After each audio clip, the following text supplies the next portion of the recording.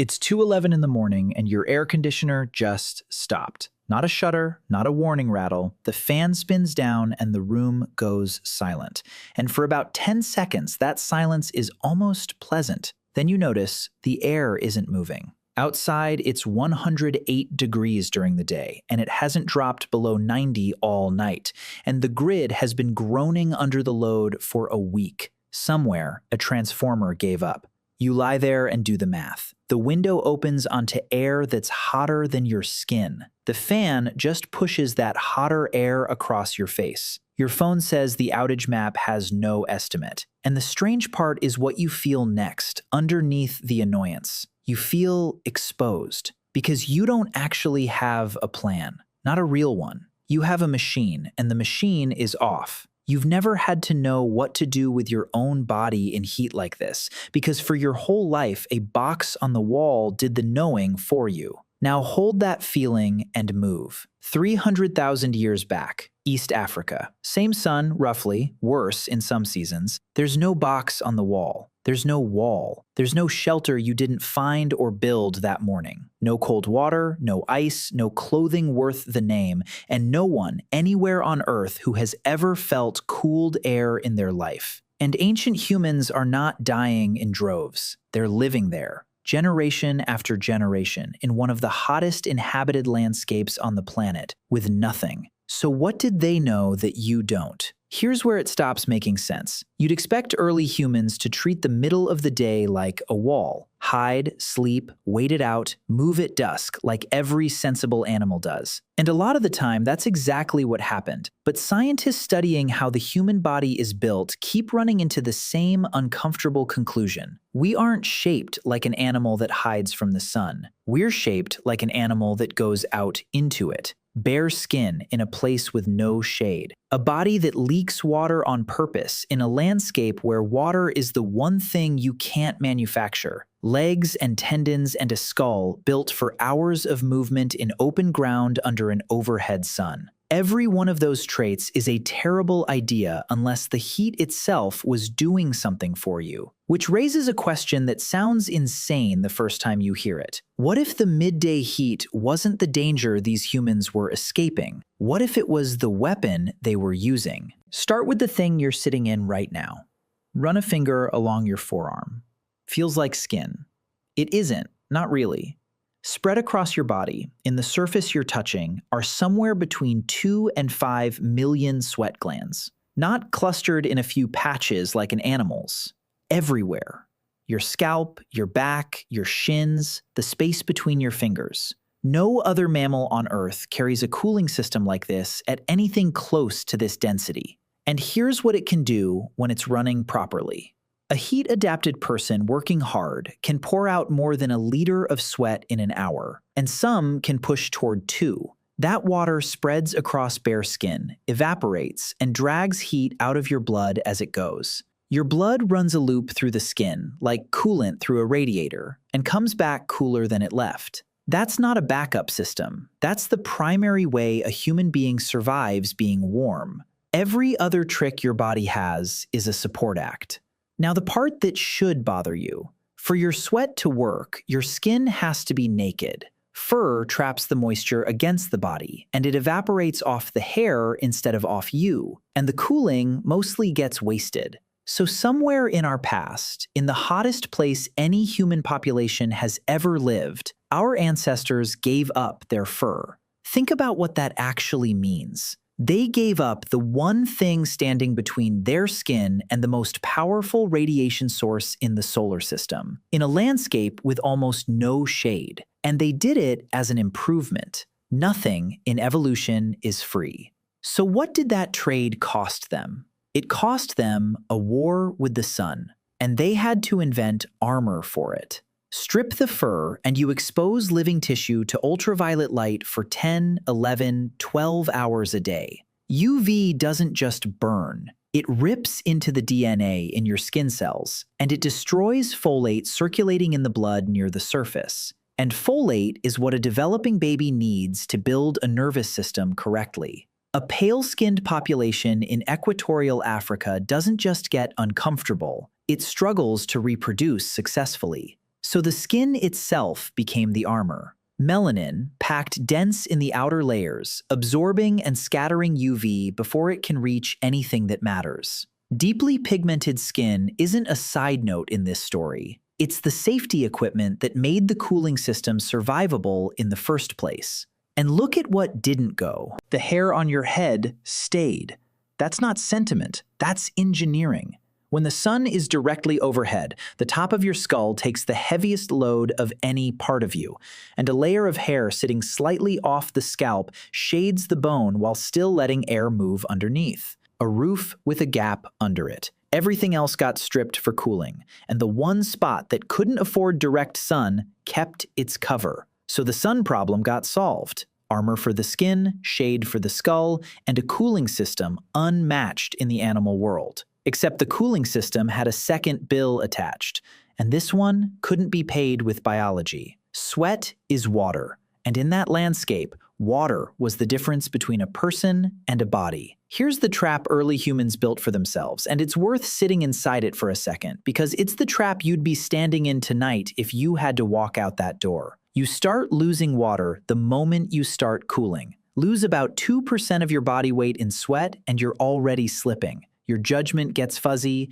you misread distances, you make small mistakes about direction and timing, the exact kind of mistakes that get a person killed in open country. Push further and your blood volume drops, your heart pounds to move less fluid, your sweating starts to fail, and the cooling system that was keeping you alive shuts down while you're still hot. That's the cruel design of it. The better you cool, the faster you empty. Your survival system runs on a fuel you can only find, never store, and you can't carry it in your hands for long. So every single decision in a prehistoric day bent around water. Where to sleep, so you woke up near it. How far you could walk out before you had to turn back. Which route to take, not the short one, but the one that touched a source. Which children could come along. Whether the group could stay where it was another week or had to move while everyone still had the strength to move. Water wasn't a resource in that world. It was a leash,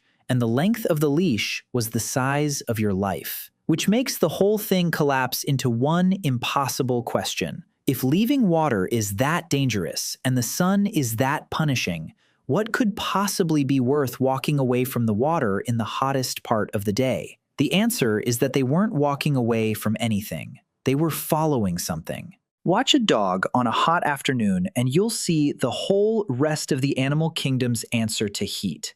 The tongue comes out.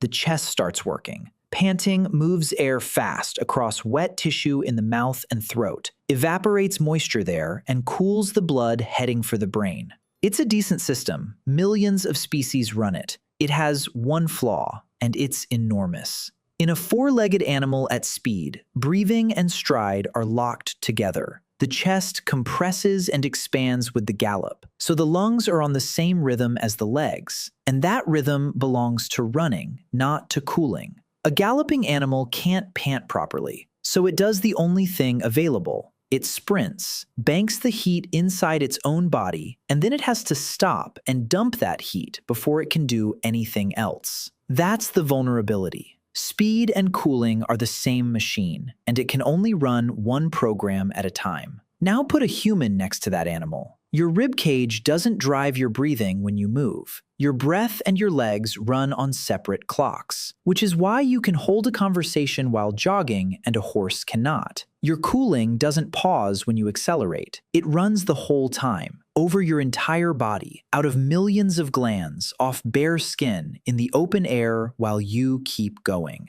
Which means in the hot middle of the day, on open ground, over distance, the fastest animal on the savannah is not the winner. It's the one with a deadline. Right about here, a reasonable person pushes back. Plenty of animals sweat. Horses sweat so heavily they come off a track dripping and foaming. Camels sweat too, in the hottest desert on Earth. So what's actually special? The answer is scale and control, and what it does to the rest of your life. A horse sweats hard, but a horse is a huge animal carrying an enormous volume of heat, and it still overheats on a hot day at speed. A camel takes the opposite approach and hoards moisture, letting its own body temperature drift up through the day rather than spend water fighting it. That's a brilliant solution for a camel. It's a lethal one for a creature with a brain like yours, because your brain won't tolerate that kind of drift. So our ancestors got locked into the expensive option. Not a bit of sweat, not sweat as a last resort, sweat as the constant, primary, all-day method, at a rate almost nothing else of our size can match. And there's a hidden bill in that. Sweat isn't just water leaving, it's salt leaving with it. Empty enough of both, and you don't only get thirsty. Your muscles cramp, your head pounds, your thinking blurs. And drinking plain water in that state can actually make the imbalance worse. So surviving in that landscape meant replacing minerals as well as fluid, from food, from certain plants, from whatever the ground gave up. Which is why the human answer to heat was never one trick. It was a package, and every piece of it had a cost attached. Now, watch what that package could do when it was pointed at something. If you're enjoying pulling apart these forgotten survival truths about ancient humans, take a second and subscribe, because what comes next is the discovery that made scientists rethink what the human body was actually designed to do. Now the idea stops being strange and turns into a strategy. The leading argument among scientists who study human movement is this. Early humans didn't need to outrun anything, they needed to outcool it. Pick an animal, start moving it, and refuse to let it rest. Every time it sprints, it banks heat. Every time it tries to stop and pant, you close the gap and push it into another sprint. It's faster than you in every single burst, and it loses anyway, because it's spending something it can't refill while the sun is up. Eventually, it can't run. Its core temperature is past the point where its muscles will cooperate, and it stands there, and a human walks up to it. That's not a theory built out of nothing. It's been watched. Hunters in the Kalahari have been documented running animals down in exactly this way. In the worst heat of the day, on foot, deliberately choosing the hours when everything else in the landscape is hiding.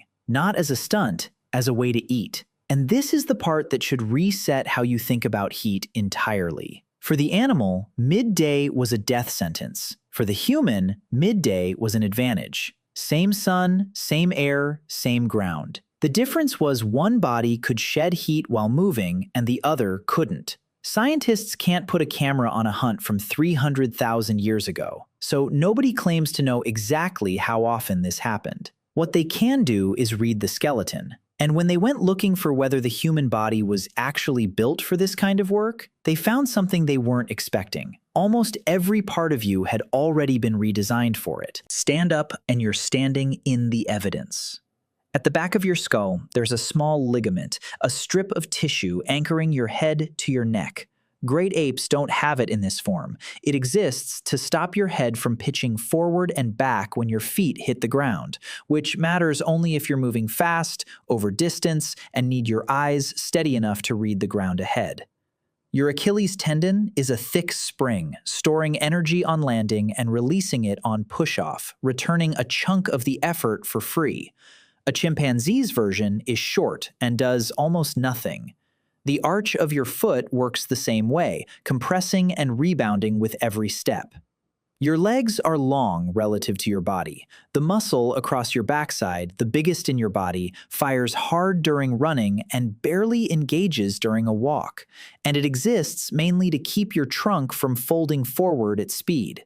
Your waist is narrow, and your shoulders can rotate against your hips, so your arms swing to cancel the twist your legs generate. Even the balance organs in your inner ear are tuned to the jolts of a running gait. Line all of that up, and it stops looking like a coincidence. It reads like a specification. Cover long distances, in open terrain, in heat, without stopping to cool. There's a reason this matters for you specifically. Nobody engineered this in the last few thousand years. It was already finished before your species had spread anywhere. You inherited every piece of it. You are, structurally, an animal designed to work in temperatures that make you reach for a remote control. And the redesign didn't stop at tendons and joints. It went after your outline. Heat doesn't care how strong you are. It cares about geometry. Every body is fighting a ratio. You generate heat with your volume, all of it, every cell, every second. You get rid of that heat through your surface. So a body with a lot of skin wrapped around not much bulk sheds warmth easily, and a compact body holds it in. That's why the same species looks different in different climates. In cold regions, human bodies trend broader and shorter-limbed because holding heat is the priority. In hot, dry, open country, they trend the opposite way: tall, narrow through the trunk, long arms and long legs. Nothing about that build is decorative. Long limbs are cooling fins, hanging out in moving air, carrying blood close to the surface where it can dump heat and come back cooler. Stretch out and you can feel the logic. Your forearm has a huge amount of surface for how little tissue is inside it. Your shin is the same. The heat you make in your chest gets pumped out to those long, thin extremities and released, over and over, all day. And this connects straight back to the hunt. A tall, narrow body catches less sun at midday than a wide one, because a slim, upright column simply presents less area to a light source directly overhead. You get a smaller target and a bigger radiator in the same package. So by now the picture is almost absurd. Bare skin for evaporation, pigment for protection, head hair for shade, sweat glands in the millions, tendons and ligaments for distance, a frame shaped to dump heat and hide from the sun at once. Every layer of you, from your skin to your silhouette, tuned for the same problem. Which means when the heat finally beat a group of ancient humans, it wasn't beating a badly built animal. It was going after the ones the design didn't cover. The cooling system you've been admiring has a gap in it, and the gap has a face. A small child is the worst possible shape for heat. All that geometry from a moment ago runs in reverse when you shrink a body. A toddler has a large surface relative to their volume, which sounds like an advantage until you remember that surface works both directions. In blazing sun and air hotter than skin, that surface isn't shedding heat, it's absorbing it, fast, from every side. Worse, the controls aren't finished. A young child's ability to regulate their own temperature is immature. They warm up quicker than an adult in the same conditions. They lose fluid quicker for their size, and they don't reliably recognize thirst or act on it. A 4-year-old doesn't ration water. A 4-year-old plays until something is very wrong. Now put that into a prehistoric afternoon. There is no thermometer, no bottle, no clinic, and no way to bring the temperature down by a single degree. The only tools are shade, water, stillness, and adults paying attention. So a mother's job in that landscape wasn't only feeding a child, it was reading a child. Skin gone dry when it should be damp. Silence from someone who never stops talking. Eyes that don't track. The signs came fast and the window was short. And the elderly sat in the same gap from the other end, sweating less, dehydrating quietly, slower to reach the water. This is the uncomfortable truth under all the survival brilliance. The heat didn't sample randomly. It took the smallest and the oldest, generation after generation. And everything a group did in the hot hours was really an attempt to keep those two ends of life out of the sun, which is exactly the pattern that shows up in a modern heat wave in cities with power grids and hospitals. But before that comparison lands, there's one more weak point in the design, and it isn't in your arms or your skin. It's the thing you're using to follow this right now. Your brain is the most heat-sensitive thing you own. It burns a huge share of your energy and dumps that energy as warmth. And it sits inside a sealed box of bone with almost no room to swell. Let core temperature climb far enough, and the brain is what fails first. Not your legs, not your lungs. Confusion arrives, then aggression or slurring, then collapse. In severe heat stroke, the neurological damage can be permanent. That's the true edge of the cliff, and it's a lot closer to normal body temperature than most people assume. Some scientists have argued that the dense web of veins threading through and around the human skull isn't just plumbing. and that it helps shed heat from the head specifically. That's still argued over. What isn't argued over is the shape of the problem. A big, hot, fragile brain in an open, sunlit landscape needed protection that fur wasn't going to provide. Which brings us back to something so obvious you've never once thought of it as a survival trait. You stand up. At noon, with the sun overhead, an animal on 4 legs presents its entire back to the sky. Standing upright, the sun mostly strikes your head and shoulders, and the rest of your body falls into your own shadow. The surface taking the direct hit shrinks dramatically at exactly the hour the sun is strongest. On top of that, being tall lifts your body out of the layer of baking, still air sitting on hot ground and into moving air higher up, where sweat evaporates faster. Upright posture wasn't only about freeing the hands. It also cut your solar load and improved your cooling at the worst moment of the day. And still, none of it would have been enough. Because a body can be perfect and a decision can be fatal. Surviving that landscape took something harder than anatomy. It took a schedule. The best cooling system in the animal kingdom has one setting, and it's expensive. So the real skill wasn't sweating, it was knowing when not to have to. Picture your day if you lived it there. You're awake before the light because the coolest air of the entire day arrives just before dawn, and wasting it is a mistake you can't undo. The heavy work happens early: walking, carrying, digging, moving camp. By the time the light turns hard and white, you're where you intend to be for the next several hours. Then the day narrows. Shade isn't a comfort, it's a location you plan around. And you know which rocks throw it and which trees hold it and how it moves. You sit rather than stand. You don't argue and you don't chase children. Because arguing generates heat, and heat costs water. Water gets taken in steadily instead of all at once. Evening opens the landscape again, and much of what your species did, it did in the long, cool hours at the ends of the day. Every one of those choices is a withdrawal you didn't have to make from the water account. And the reason it had to be this disciplined comes down to one hard limit. Sweat only cools you if it can evaporate, and evaporation depends on how much moisture the air can still absorb.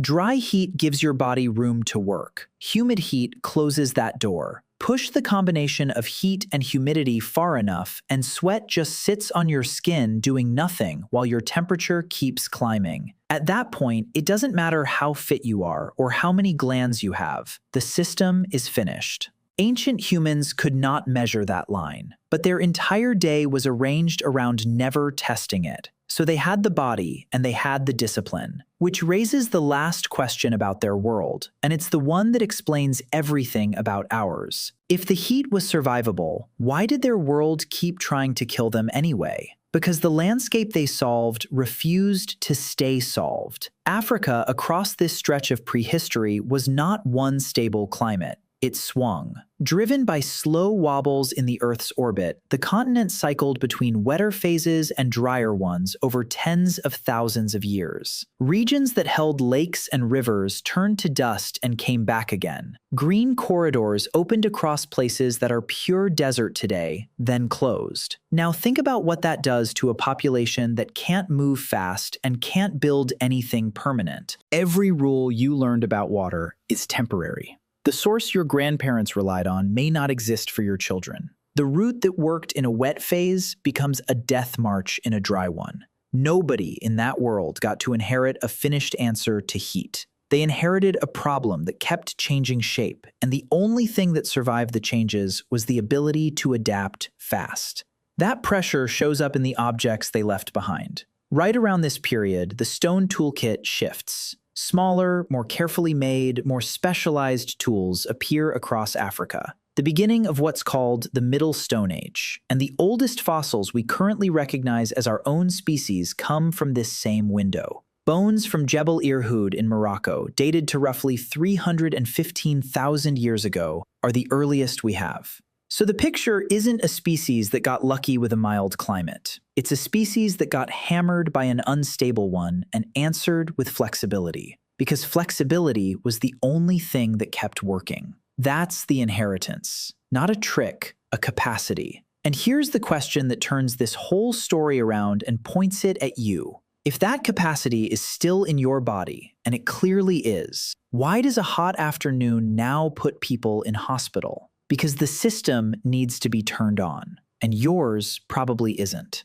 This is the part almost nobody knows, and it's the actual answer to everything above. Your cooling system isn't a fixed piece of hardware. It's adjustable, and it adjusts to the heat you actually live in. Spend somewhere between 1 and 2 weeks genuinely working in heat, and your body rebuilds itself around it. You begin sweating sooner, before your temperature has climbed as far. You sweat more in total. The sweat itself changes chemistry and holds back more salt, so you keep the minerals you need. Your blood plasma volume expands, so there's more fluid to circulate. Your heart rate at the same workload drops. The same afternoon that flattened you at the start becomes something you can work through. That process is called heat acclimatization, and it's not exotic. It's standard, it's measurable, and it's available to almost every healthy person. Ancient humans were never not acclimatized. Their bodies had no off-ramp. Every day of their lives ran the program, which meant the version of the human cooling system they carried was the tuned version, upgraded and maintained by constant use. Now look at the last 100 years. You move between cooled rooms and cooled cars and cooled buildings,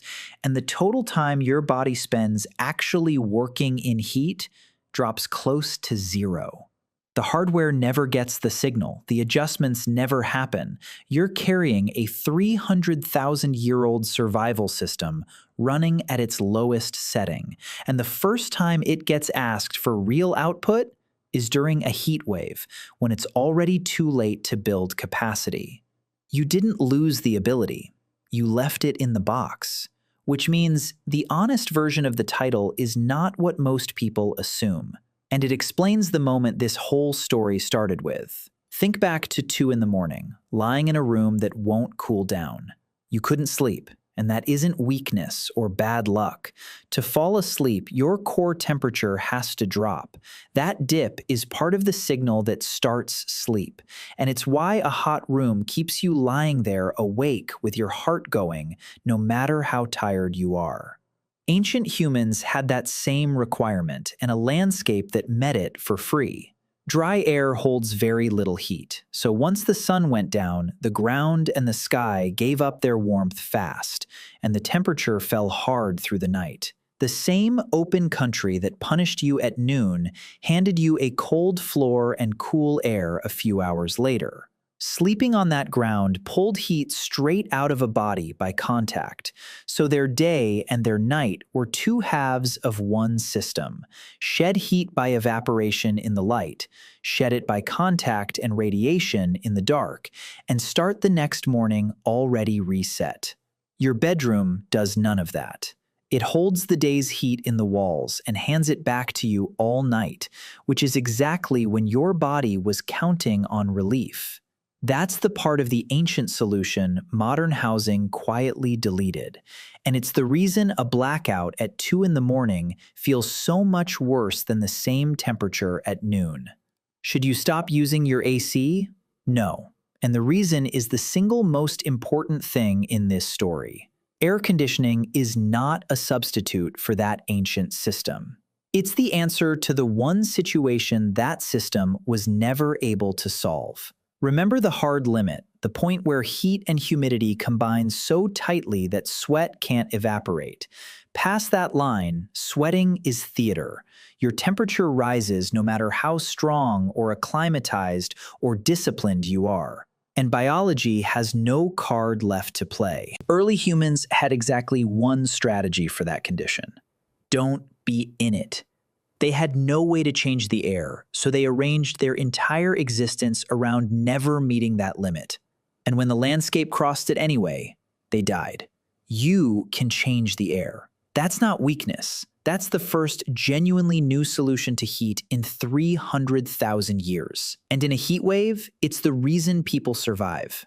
But here's the trade nobody explained when the machine got installed. The AC solved the extreme and quietly took the ordinary with it. Heat used to be something a human body was continuously trained on. Now it's something we outsource entirely. So a normal hot week arrives and finds a population with no adaptation, no habits, no plan for the hours when the power fails. Look at who actually dies in heat waves, and it's rarely the people meeting the theoretical limit of human survival. It's the people whose bodies were never given the chance to prepare, and who had nothing between themselves and the sun except a machine.